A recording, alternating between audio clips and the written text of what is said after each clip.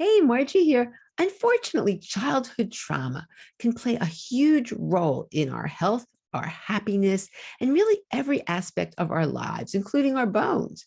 But we don't always appreciate this, and it's not something we think about on a regular basis. But today we're going to delve into this and give you some tools on how you can deal with things maybe you didn't even realize existed. So our very special guest is Dr. Keesha Ewers. And Dr. Keesha is board certified in functional medicine and Ayurvedic medicine, a doctor of sexology, trauma-informed psychotherapist, family practice advanced registered nurse practitioner with a specialty in integrative medicine, the founder and medical director of the Academy for Integrative Medicine Health Coach Certification Program. Dr. Keesha has been in the medical field for over 30 years, and she developed the H.U.R.T, H-U-R-T model for understanding how past childhood trauma impacts adult health. She's a popular speaker, the best-selling author, and co-host of the Healing with Vibration 2.0 Summit. And today we're really going to discuss this H.U.R.T model and what we can all do to discover these traumas and deal with them. So this is really full of great information. So stay tuned. Welcome, Keesha. I'm really, really happy to have you here on the summit. This is such an important topic. And just for people listening, this can really change your life. So I'm so happy. And thank you so much for being here. Oh, thanks for having me. It's always so much fun to talk to you and such an honor. So I always like to hear the backstory of how you got to do what you do. And I think your story is just so very interesting and really has implications for your work now. So you want to just share a little bit about that, why you're so passionate about this topic and what, everything that you're doing. Yeah. So my co-host for the Vibrational Healing Summit 2.0, Lloyd Burrell, he has a story about how EMFs impacted him, and it's what got him interested in healing with vibration. And we're going to talk about that summit that we're doing right now. But mine is more along the lines of the vibration of emotions and how it impacted my health. And so rather than external vibrations, it's the internal vibrations. So I started out, you could say, in my career as a 19-year-old registered nurse. And I quickly moved into that high adrenaline junkie world of medicine with the intensive care unit, all the different kinds, trauma. I loved that fast-paced environment. And I had 4 kids. I used to skydive. I ran marathons. I really flogged myself. I drove myself really hard and was a perfectionist and a consummate people pleaser. And then, the way that my patients describe this is the same way that I experienced it. And it isn't really accurate, but it's how it's felt in the body. I all of a sudden got sick, right? Where all of a sudden, and it was overnight, I woke up and I had 10 extra pounds of puffiness all over my joints, and I was red and inflamed, and it was like someone had taken the batteries out of the Energizer Bunny. I was just flattened. And I got in to see a doctor, and she asked me if I had any family history of autoimmune disease. And my grandfather had autoimmune disease and died in his 50s, which is where I am right now. I never knew him. Apparently he was in a wheelchair a bit with RA. And she said, well, that's what you have. And so, tore 2 prescriptions off her pad and said, here's a prescription. One was for methotrexate, and here's another one for a non-steroidal anti-inflammatory drug. Take these until you get worse. And when you get worse, come back and we'll change your meds. And I just remember thinking, wait a second, is there no if in there? And is there anything else I can do? And her response was, no, I'm afraid you've kind of drawn the short straw in the lottery here as far as genetics go. And so, close the book, put it on the shelf, you're done. Case closed, she's out the door. And I remember thinking on my way home, like, my model of medicine clearly doesn't have an answer for me. I wonder if there are any others out there. I really didn't know anything but Western medicine. I always say, like, if an herb had bitten me, I wouldn't have known that it was an herb. And so it set me on this trajectory of research and really diving in to see if there was a different way of thinking about autoimmune disease. And indeed there is. And I found a a compelling research article in PubMed about yoga and autoimmunity. Went to my first yoga class the next morning. And, you know, as yoga teachers are wont to do, as you're holding that posture, they're walking through and talking. That yoga instructor, he mentioned the word Ayurveda, and he said enough about it that it piqued my interest, and I went home and looked it up. And it's the sister science of yoga. It's the 10,000-year-old medical arm of the Vedas, basically. And what I read about it was just so compelling. I remember thinking, oh, like 10,000 years ago, they said we are not all the same, you know? And so our practice in Western medicine of treating the illness, you know, match the pill to the ill, and having a triage, you know, a hierarchy, a way that we think about an ICD-10 code that's the disease process, and then having things that match that instead of us as individuals. They didn't do that in Ayurvedic medicine. And I thought, that's so interesting, you know. And then another thing that I read that was very profound for me was that autoimmune disease is undigested anger. And so this was sort of my first glimmer into this idea that there are vibrations of your feelings and vibrations of emotions, and different experiences have different vibrations, and they get stored in the vibrational milieu of your cellular biology, your genetic expression, like all of it, right? And then it's the energy system, the second layer to us outside of our physical structure. In Ayurvedic medicine, there are 5 layers to us. In fact, it's much like the geode behind me, how it has these different layers.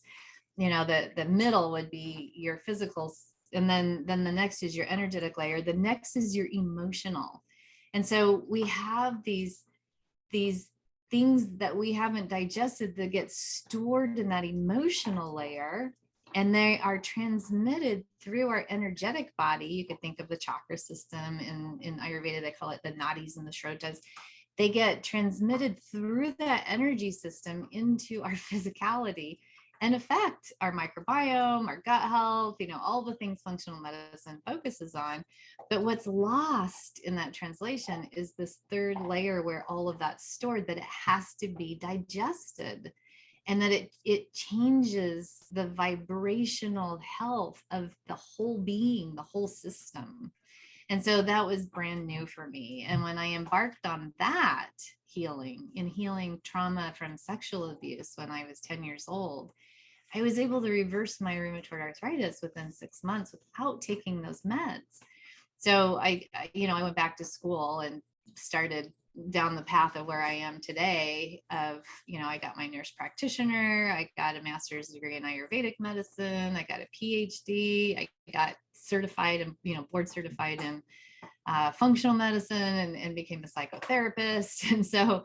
And then became certified in plant medicine, using that for healing trauma, like just the whole gamut. Because what I started understanding is wherever we get toxic in our vibrational layers, that affects everything from our mood to our finances to our relationship quality to our health, et cetera, et cetera. Wow. You know, the interesting thing is, and that's why I'm so happy you're here, because people oftentimes just don't even think about this piece. And look how you were able to go from rheumatoid arthritis. I mean, that's just unbelievable. And it's possible for people, you know, people don't realize that this piece must be dealt with. You can't just sort of throw it in the closet and just take care of the physical aspect. So I'm really excited that you're here to share this. But the good news is it's not just, we're not making this up. There's science to back this up. You want to share some of the science? Because I'm a big believer in, we want something that's evidence-based. We don't want to just do something, but this does have science behind it. So that's what's so great. I know I'm very woo-woo and I'm very science-based. I'm a nice little mixture of both. I think me too. I would say that about myself as well. There are a lot of things I do woo-woo, but there's like, I don't have to see to know that I have like this unseen source spirit guide team that works with me, you know, like I don't have to have science to prove that, but I really love the science that indicates what the impact is on me for that belief system, right? And so if you look in the back of my book, Solving the Autoimmune Puzzle, there's the biggest bibliography of science I've ever seen in any book, actually. I'm very, very, very committed to making sure people get to see the studies on all of it. So in the back of Solving the Autoimmune Puzzle, there's big bibliography for those that really want more science than what we're going to talk about. So there are a couple of studies that, one is the biggest study of its kind. It's called the Adverse Childhood Experiences Study. It's quite famous nowadays because it was done on over 3,500 participants in, of Kaiser enrollees, Kaiser Permanente insurance company. So Kaiser and the Centers for Disease Control joined forces to do this study. And what they did is they asked their study participants, before the age of 18, did you experience any of these adverse childhood events? And these are the things that you would think of as like capital T trauma, right? Sexual abuse, domestic violence, psychological, emotional, spiritual abuse, neglect, abandonment, having a parent or caregiver addicted to a substance, incarcerated, mentally ill, divorced, dead, or seeing your own mother a victim of domestic violence. These were all the kinds of things that were asked. And for every tick mark that you say yes to, then that could be considered an ACE score of 1. And then in the next one, 2, etc. So I had an ACEs score of 3. And what the outcome of this, the findings of this study were that the higher that ACEs score, then the more at risk you are in adulthood for experiencing all of the different chronic adult illnesses that we see today, including autoimmune disease and cancer. And also altered genetic expression and unhealthy microbiome, addictions of various sorts. I found one of the most compelling findings of this study, which I found so interesting, was the higher your ACEs score, the less likely you are to engage in self-care yourself. So if you were, it makes sense. Like if you're a victim of abuse and the child mind makes up the story that, well, I must not be worthy and deserving of protecting and caring for, then when you get into adulthood, you have the same, right? You have the same thing. And you're looking for other people to do it for you, looking to replace the parent or the caregiver that was not there to protect you. And so you can get into codependent relationships because of that. So a lot of relationship dysfunction, the higher your ACEs score. And so this, this can't be argued with. Like it's crazy how accurate it is. And then if you have an ACEs score of 6 or more, then you're statistically going to live 20 years less than somebody that doesn't have an ACEs score. Now, the thing that I wrote into my book, Solving the Autoimmune Puzzle, is, okay, so now you have your ACEs score. Just because those are the findings in the study doesn't mean that that's how it has to play out. I never write or talk or teach about anything you can't change. So now you have awareness of that. Now it's time to get to work, right? Now we can heal that. We can go in and we can do a lot of healing around that. So. Oh, great. Were there any other studies you wanted to share? Yeah, so the Healing Unresolved Trauma study was one that I did in 2013. And with this one, I discovered why the ACEs score came up with the findings that it did. So, and what I emerged from that was what I call the H.U.R.T model, where you learn how to track your unresolved hurt trauma and you be able to reverse engineer it. Like you don't have to, people often say, I don't have a memory of my childhood, or I don't remember any trauma, but I have this behavior that I self-sabotage and I can't stay on a diet, or I have chronic obesity or chronic depression or, something chronic. And I know something's going on because I listened to one of your talks on the summit and you said, all these people are spending all these hundreds of, really sometimes thousands of dollars on supplements and diets and not getting better. It's because this missing piece of the puzzle is trauma. And so what I saw was when you are a child, you don't have a prefrontal cortex. It's fully developed, not until you're 24 to 26 years old. And so when you experience we call them naive experiences, right? These first time experiences as you're going from birth through your childhood growth and developmental stages. If you don't have a well-attuned, grounded, very stable caregiver by your side 24/7 to help you navigate those, you're going to make up meanings to attach to these experiences that come from the mind of the child, which is inherently narcissistic and self-absorbed, because that's the stage of life we're in. We're trying to figure out how to be adults in a world that's run by adults, and they're imparting their core value system onto us and then telling us if we are good or bad or doing it right or wrong. So it's a very black and white, thinking, right? And that's how we basically survive childhood, because we're supposed to be taught not to stick bobby pins in the outlet, and don't street, and don't don't pull on the dog's ear, like that's bad, and so we're taught these things for a very good reason. But then at the same time, we come away with gaps in time when we have somebody explaining to us what's happening, and we're on our own to figure it out. And so whatever we figure out, or the meanings we attach to our experiences, is going to be done with the wise mind of the child, which isn't the wise mind of an adult. It makes sense to the child at the time. So what happens is you first have an experience, and it's not necessarily a capital T trauma like we just talked about. It can be missing the spelling bee word in 4th grade in front of the whole class, and then the class laughs, or the teacher snorts, or like something where you just kind of go, and you have right there, you have this opportunity of feeling shame, embarrassment, and then you attach a meaning to it as your sympathetic nervous system comes forward, and you freeze, because now like, oh, I'm at risk of not being respected or valued or loved or getting my needs met.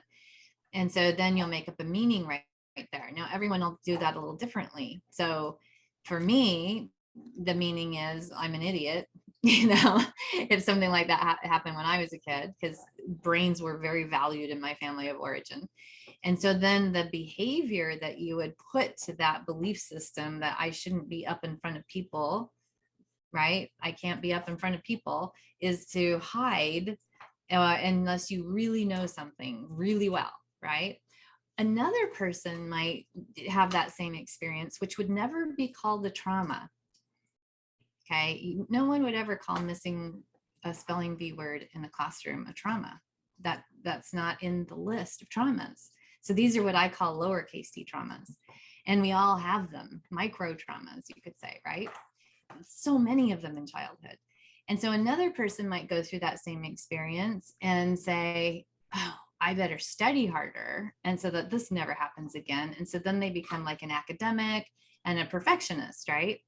Another person could go through that same experience and see that they elicited a laugh and say, laughter. Maybe I could do something else to elicit that laughter, right? And now they become the class clown.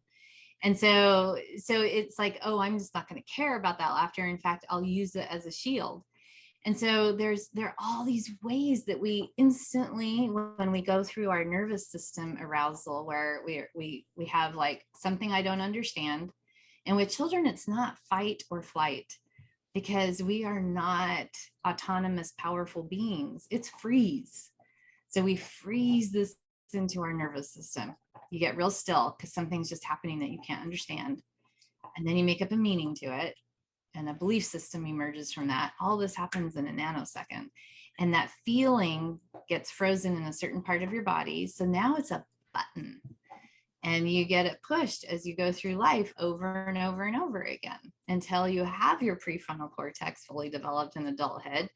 And you start noticing that this pattern keeps coming, and you get triggered over the same kinds of things. And now you have an opportunity to go heal it. You can actually snip the wires to that. This is where we start talking about neuroplasticity and rewiring and refiring. But it's getting at the core of that first initial meaning and belief you created, and the behavior that followed, to be able to really unpack that for yourself. Wow. And it's so powerful, and something I think a lot of times we don't think, oh yes, what in my childhood may be causing me to react this way every single time.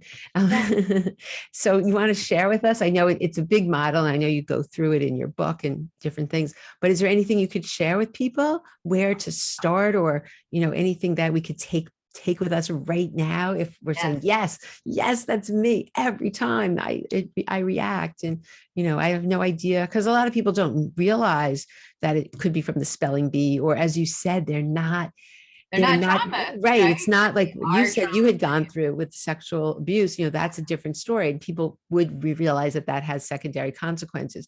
But like a spelling bee and being embarrassed in front of a class, who would ever think that? Mhm. Yeah. Yeah, or walking into the lunchroom and wanting to sit with somebody and there's not a place, right? Like that's a trauma for a child. Yeah. Right?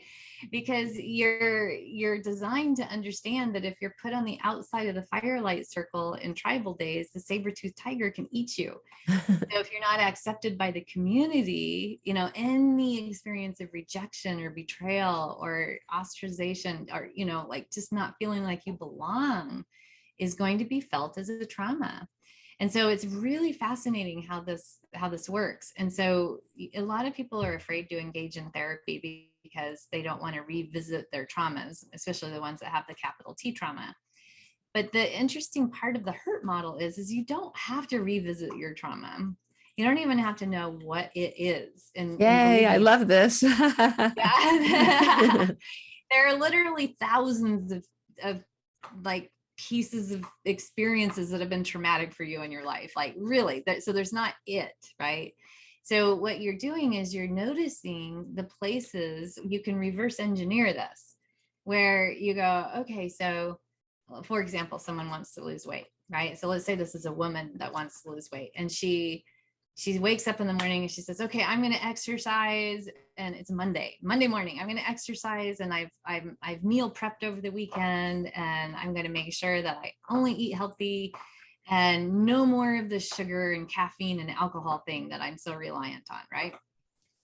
So she goes a while that way. And then, around 2 o'clock in the afternoon, so it gets a phone call that's stressful from work or something like that, right? So it gets triggered somehow, and winds up going and searching for something sweet in the pantry, right? So that morning there'd been this conviction, and then there's this like, I'm searching through everything I can find. Chocolate chips. All right, that'll do, right? And eating chocolate chips by 3 o'clock in the afternoon. And so the idea that you can change your behavior with willpower has been proven over and over again to be incorrect, because we have a certain amount of willpower, and in this day and age we go through it pretty quickly. Like, it takes willpower to not just sit and scroll on social media or be on the web or whatever, shopping online, all the little micro things that you're willpowering to not do so that you can go exercise. So what has been shown is that willpower doesn't change behavior. This is actually what changes behavior. That you can reverse engineer that and go, okay, so what was it that happened that had me going and raiding my pantry for something sweet then? Okay. Oh, it was that phone call. What was it about that phone call? Oh, I felt powerless. Where do I feel that powerlessness in my body? Right in my gut. Oh, and then when I eat, I feel grounded in my belly, so I don't feel so powerless. It anchors me. So how old do I feel when I feel that in my body, in my gut?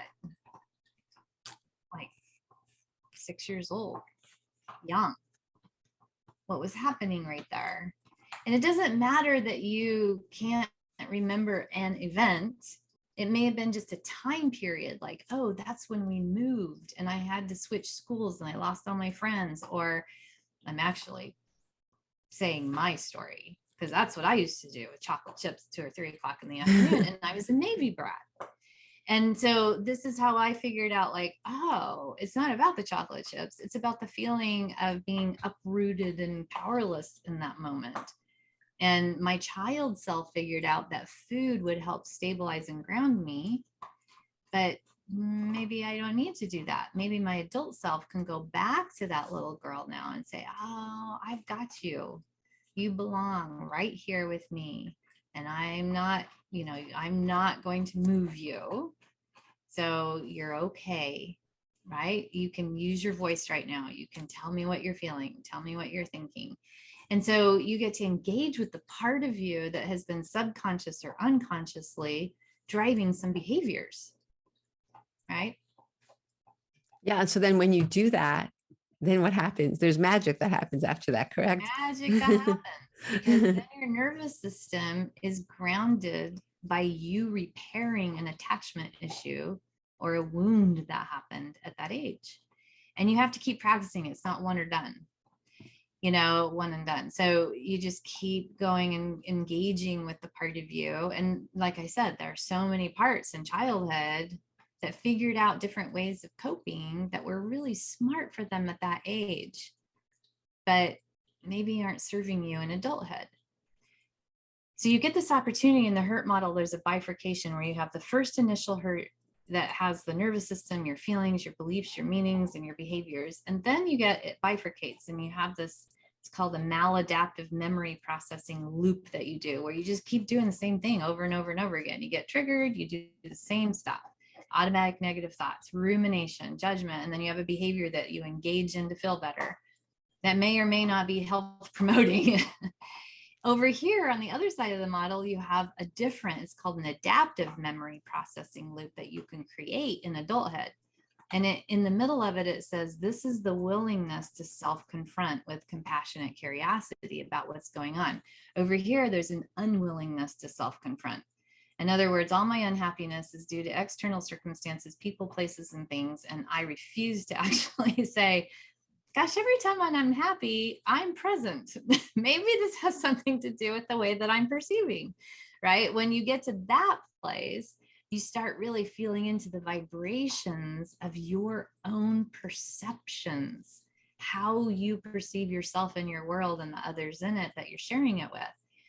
And once you can start engaging in this compassionate curiosity and self-inquiry, then you start noticing how wherever you put your focus, that's what reality becomes. If you feel unsafe, you're going to find things to support that.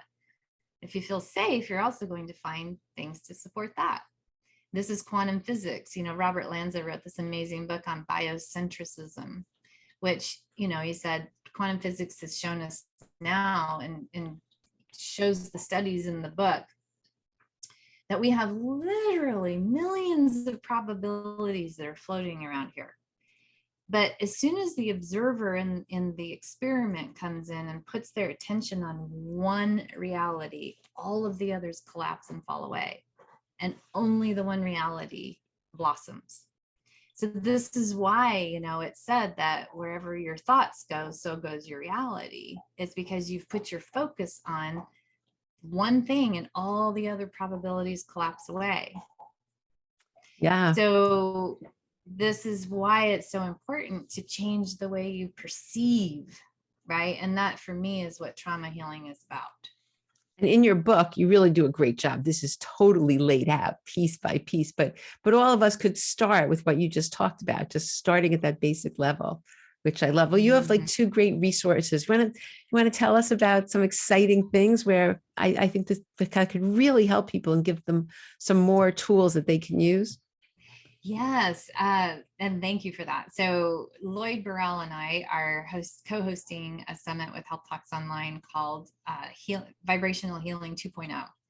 And we hit like all the different ways vibrations are relevant to our happiness, quality of life, health, wealth, etc.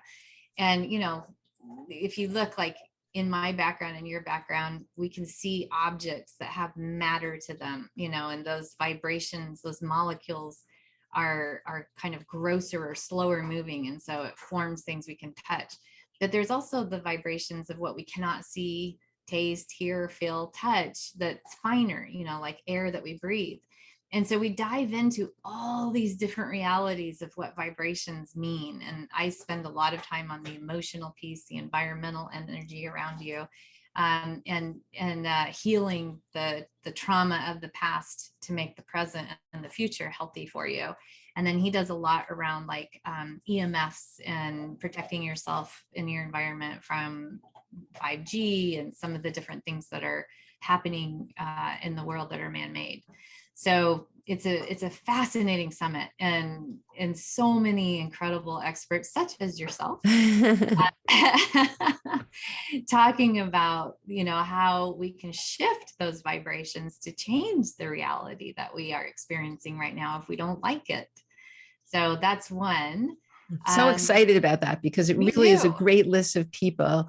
And, all these tools really, really are life changing, and they can, significantly impact your bones, overall health, everything. So I'm really thrilled about Yeah, the this. very structure that holds our body together, right? Our skeletal system. We talk about that, you and I do. And so it's just really, it's a really important subject. And I'm so delighted, all of the work that you go through to birth a summit into reality where it's finally here. We're both so excited. Yay. So that's great. But you also have something else. If people are listening to this after the summit, you have something else that's wonderful too for people. Yeah, so I have a series of emails that I know it doesn't sound like a gift, but it's like 21 different days where I call it the 21-day quick start program, where we drop an email to you that has a tip that's quick and easy. Very, very easy things for you to start engaging in that starts to shift that reality, the million probabilities that fall away. You want to be very careful about where you're putting your your observed focus. And so this gives you from mind, body, spirit, heart, and your story and the way you tell it. It's divided up into those sections, and it gives you these very easy tips. I'm one of the busiest people I know. And so I always keep things very simple because it's really hard to sit and engage and integrate into, practices that take a long time. And I'm very cognizant of that. And so these are quick and easy things that you can start and get going on. Which I love because it is overwhelming. It's like, okay, yes, I'm agreeing with you. Where do I start? But if you can just do the emails, right? Okay, Yes. I can do that one. Then I can build upon the Yes. next. Okay, yes. And Exactly. then 21 days later, you're like, wow, look where I'm at. I have a habit, Yeah, right? yeah. Yes, exactly. It's so great. Well, we could go on and on. I love talking to you, and I'm so excited about the summit and your work, and just really sharing with everybody how important this piece is and how life changing it is. So, thank you. So, any last minute things before we end that you want to I share? appreciate you so much, Margie. I would say there's a little practice you could do that's very simple. Okay. And that, get a little handful of black or dark pebbles the next time you're out walking, and then a little handful of white or light pebbles, and wash them off and have them in little separate baggies. And then at the end of each day, sit down in your bedroom or at your table and go through your day.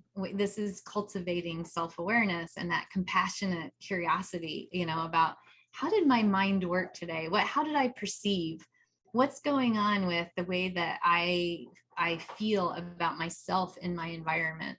And, any thought that you had that was not life affirming, that had a lot of shoulds or can'ts or won'ts or victimization inside of it, um, you could say negative thought, right? You put that dark pebble into the middle. For any thought that you find that was life nourishing, for yourself and or for others or the planet, that had a lot of supportive energy around it, is positive, you would put that white pebble in the middle.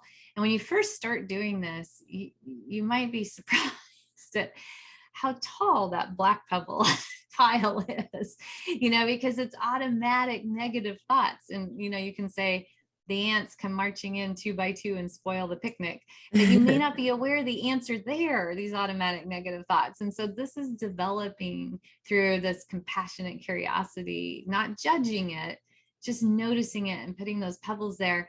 And you can start to feel like the mass of the pebbles is what you're carrying around with you. And then during the next day, you can start shifting that instantly. You can see yourself going into a dark pebble thought and shift it back, and pretty soon you'll notice that you just have white pebbles in the middle of the room, when you go to sleep. And you can start noticing like how that shifts your happiness quotient and your quality of sleep and the energy you have when you wake up in the morning. And it's just like, it makes a huge difference.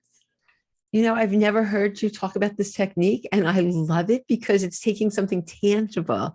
And so you can actually see a visualization of what you're feeling. What a great, I'm going to try that. I love this. That's great.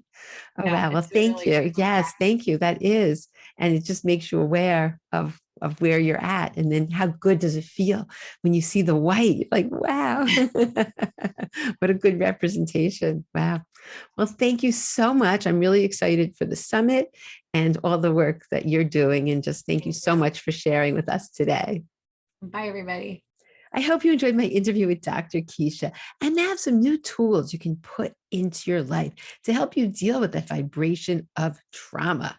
All the links that Dr. Keesha talked about will be in the show notes, including the link to the Healing with Vibration 2.0 Summit that's coming up, as well as the link to her 21-day email sequence to help you start dealing with those traumas that you may not even know that you had. Anyway, thanks so much for tuning in, and I look forward to seeing you on the next episode.